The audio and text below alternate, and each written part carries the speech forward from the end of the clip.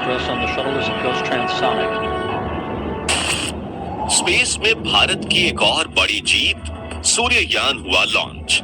चांद के बाद अब सूरज पर गूंजेगा भारत की जय जयकार का नारा। सिर्फ 10 दिन के अंदर इसरो ने रच दिया एक और नया इतिहास। लेकिन अब आगे सूर्ययान का सफर कैसा होगा, ये सूर्य तक कैसे पहुंचेगा और इस मिशन का भारत के लिए क्या महत्व है, ये सब कुछ हम आज आपको हमारी इस वीडियो में बताएंगे, इसलिए इसे अंत तक जरूर देखिएगा। साथ ही अगर आप चैनल पर नए हैं तो ऐसे ही इंफॉर्मेटिव वीडियोस रोज देखने के लिए सब्सक्राइब जरूर करें।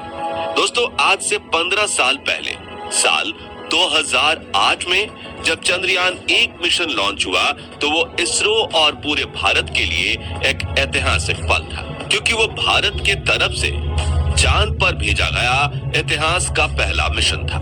सेम वैसा ही मोमेंट इसरो ने हम एक बार फिर से सेलिब्रेट करने के लिए दिया है, क्योंकि भारत का पहला सोलर मिशन, भारत का सूर्ययान यानी कि आदित्य L1 लॉन्च हो चुका है। जैसा कि इसरो का प्लान था कि ये मिशन आज 2 सितंबर के दिन श्रीहरिकोटा के सतीश धवन स्पेस सेंटर से सुबह 11:50 पर लॉन्च किया गया। और हमेशा की तरह इस बार भी इसरो ने अपने ऑफिशियल चैनल्स और फेसबुक पेज पर लॉन्च इवेंट की लाइव वीडियो स्ट्रीमिंग की, जिससे करोड़ों लोगों ने देखा और ये वो इस लॉन्च के गवाह बने। इस मिशन को इसरो ने अपने पोलर सैटेलाइट लॉन्च व्हीकल यानी कि PSLV C57 से लॉन्च किया, जिसमें PSLV एक्सेल रॉकेट का इस्तेमाल किया गया। आपको याद होगा, चंद्रयान 3 को लॉन्च करने के लिए इसरो ने LVM-3M4 रॉकेट का इस्तेमाल किया था, जो भारत का सबसे पावरफुल रॉकेट है और इसलिए इसे बाहुबली रॉकेट भी कहा जाता है। अब आपके मन में ये ख्याल आ रहा होगा कि सूर्ययान को इस रॉकेट से लॉन्च क्यों नहीं किया गया। असल में दोस्तों, इसका कारण ये है कि आदित्य L1 के लिए इतने पावरफुल रॉकेट की जरूरत ही नहीं थी, क्योंकि इसका वजन चंद्रयान 3 की तुलना में तकरीबन 3 गुना कम है।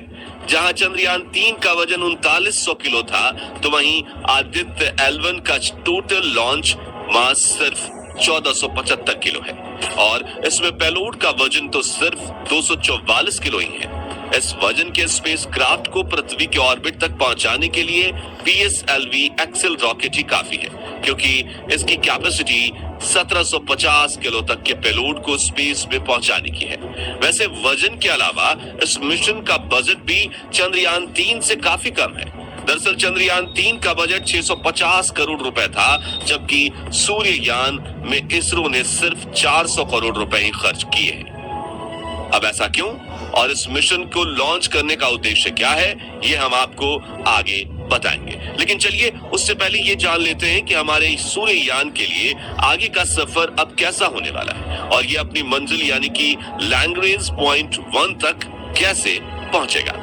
सबसे पहले आपको बता दें कि ये लैग्रेंज पॉइंट 1 होता क्या है। आसान शब्दों में अगर समझा जाए तो किसी भी दो गुरुत्वाकर्षण पिंडों के बीच एक ऐसी जगह जहां जाने के बाद स्पेसक्राफ्ट को दोनों में से कोई भी पिंड अपनी तरफ आकर्षित ना करे या कहीं अपनी तरफ नहीं खींचे, ऐसी जगह को लैग्रेंज पॉइंट 1 कहा जाता है।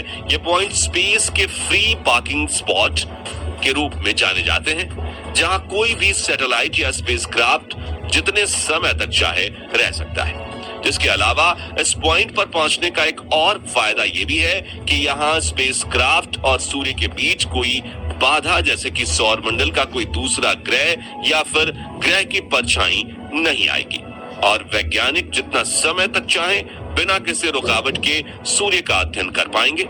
अब पृथ्वी और सूर्य की अगर बात करें तो इन दोनों के बीच लैग्रेंज पॉइंट 1 से लेकर लैग्रेंज पॉइंट 5 तक टोटल 5 पॉइंट्स हैं, जिन्हें शॉर्ट में L1, L2, L3, L4 और L5 कहा जाता है।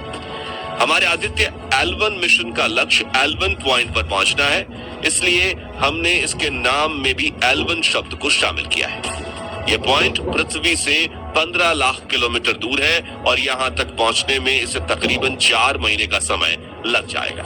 अभी की बात करें तो लॉन्च होने के कुछ ही मिनट बाद आदित्य L1 पृथ्वी के वायुमंडल से बाहर निकलकर स्पेस में पहुंच गया था और फिलहाल ये पृथ्वी के एक लोअर ऑर्बिट में चक्कर लगा रहा है। प्लान के अनुसार ये पृथ्वी के कुल 4 ऑर्बिट करेगा, जिसमें हर एक चक्कर पूरा होने के बाद अगले ऑर्बिट का आकार बड़ा होता जाएगा। इसका मतलब यह है कि ऑर्बिट करते हुए आदित्य L1 पृथ्वी से दूर चला जाएगा। इसके बाद जैसे ही इसका चौथा ऑर्बिट पूरा होगा, इसरो वैज्ञानिक इसके इंजन को चालू करके इसे एक बूस्ट देंगे और ये पृथ्वी के ग्रेविटेशनल स्फीयर ऑफ इन्फ्लुएंस यानी SOI से बाहर निकल जाएगा। आपको बता दें कि पृथ्वी का ग्रेविटेशनल स्फीयर ऑफ इन्फ्लुएंस वो क्षेत्र है जहां पृथ्वी का गुरुत्वाकर्षण बल दूसरी किसी सेलेस्टियल बॉडी से ज्यादा स्ट्रॉन्ग रहता है और L1 पॉइंट पर पहुंचने के लिए इससे निकलना बहुत जरूरी है। तो इस तरह SOI से निकलने के बाद हमारा आदित्य L1 अपने लक्ष्य L1 पॉइंट की तरफ एक सीधे रास्ते पर बढ़ जाएगा। इस रास्ते को क्रूज फेज नाम दिया गया है और यही इस मिशन का सबसे लंबा रास्ता होने वाला है। इसे तय करने के बाद आदित्य L1 यान को L1 पॉइंट के चारों तरफ घूमने वाले एक हेलो ऑर्बिट में स्थापित कर दिया जाएगा और यहीं से फिर इसका असली काम शुरू होगा, जो है सूर्य को ऑब्जर्व करना। देखिए दोस्तों, ये मिशन इसरो के पिछले सभी मिशंस से बिल्कुल अलग है। इसमें ना तो कोई लैंडर है और ना ही रोवर। आदित्य L1 एक तरह से ऑब्जर्वेटरी स्पेसक्राफ्ट है जिसका काम दूर से ही सूर्य का अध्ययन करना है और देखा जाए तो इस मिशन को करने का इसके अलावा कोई और ऑप्शन भी नहीं है, क्योंकि सूर्य की बाहरी तापमान 5600 डिग्री सेल्सियस के आसपास रहता है। ऐसे में यहाँ लैंड करना तो भूल ही जाइए, इसके ज्यादा करीब जाना भी मुमकिन नहीं है। और क्योंकि भारत का पहला सूर्य मिशन है ये, तो हमारे स्पेस सेक्टर के डेवलपमेंट के लिए भी ये बहुत ज्यादा महत्वपूर्ण हो जाता है। इसके अलावा साइंस और मानवता की दृष्टि से भी इस मिशन की महत्वता काफी ज्यादा है, क्योंकि आदित्य L1 इस मिशन में सूर्य से जुड़े कुछ ऐसे रहस्य सुलझाने वाला है जिनके जवाब वैज्ञानिक पिछले कई दशकों से ढूंढ रहे हैं। दरअसल इस मिशन का उद्देश्य सूर्य और इसकी एक्टिविटीज को बेहतर ढंग से समझना है, जिसमें सूर्य की सबसे बाहरी परत कोरोना कैसे बनती और बदलती है, ये इतनी गर्म कैसे होती है, इसमें विस्फोट क्यों होते हैं, सूर्य के चारों तरफ मौजूद छोटे छोटे पार्टिकल्स स्पेस को कैसे प्रभावित करते हैं, सूर्य का मैग्नेटिक फील्ड कैसे काम करता है और सोलर विंड कब, कैसे और क्यों बनती है। इन सब सवालों के जवाब खोजना शामिल है ताकि हम सूर्य की वजह से स्पेस वेदर में होने वाले प्रभाव को समझकर उससे होने वाले नुकसान से खुद को बचा सके। आप में से काफी सारे लोग ये बात नहीं जानते होंगे कि जिस तरह हमारे वायुमंडल के अंदर पृथ्वी का अपना एक वेदर सिस्टम चलता है, ठीक वैसे ही वायुमंडल के बाहर स्पेस का भी अपना एक वेदर सिस्टम है। बस फर्क सिर्फ इतना है कि पृथ्वी का वेदर सिस्टम हमारी निजी जिंदगी, जैसे हमारे कहीं आने जाने, फसल उगाने और हमारी हेल्थ वगैरह को प्रभावित करता है, वहीं स्पेस वेदर का प्रभाव अंतरिक्ष यान, संचार प्रणाली, सैटेलाइट, रेडियो सिग्नल्स और पावर ग्रिड जैसी चीजों पर पड़ता है, जिससे हमारा काफी नुकसान होता है।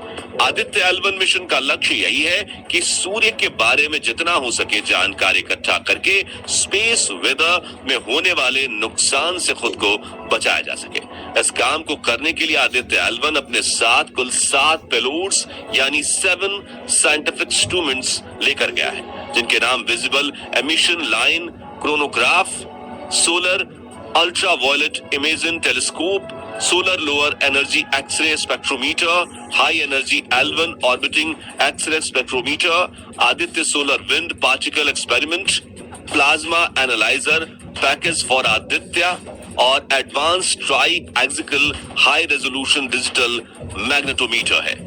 इसरो के अनुसार इसमें शुरुआत के 4 VLC, स्यूट, सोलेक्स और हेलोएस रिमोट सेंसिंग पेलोड्स है, जिसका मतलब है कि ये दूर से ही सूर्य का अध्ययन करेंगे, जबकि लास्ट के 3 एपेक्सिस, पेपा और एथ्रिडम इन सीटू पेलोड्स हैं, जो सूर्य या कहें सूर्य से निकलने वाले प्लेयर्स और पार्टिकल से सीधा संपर्क में आकर उनकी स्टडी करेंगे।